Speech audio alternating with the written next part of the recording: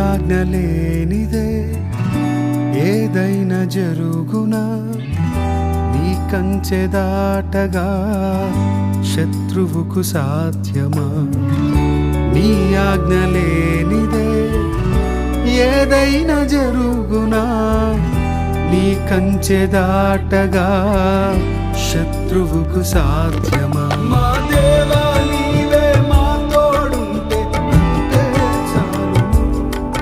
అపవాది తలచిన కీడులన్నీ మేలైపోవును.